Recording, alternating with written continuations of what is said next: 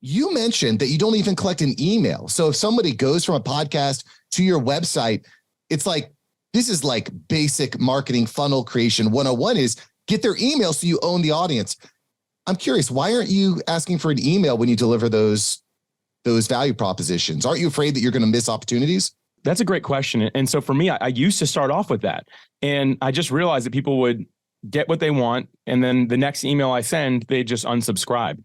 And so I was like, you know what? What I want is to pre-filter these people more or less, right? Like, I get that maybe I leave a little bit on the table for that. But in general, if you go through those 5 things, you heard me on a podcast, and you still don't want to give me your email address, then I'm probably not a good fit to work with you anyway.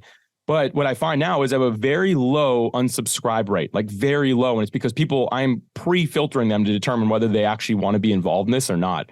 And so that was just the role that I took. I prefer it that way. It's less work on me to have less people to kind of filter through and figure out, are you serious? Are you not type of thing. That's just the role I took.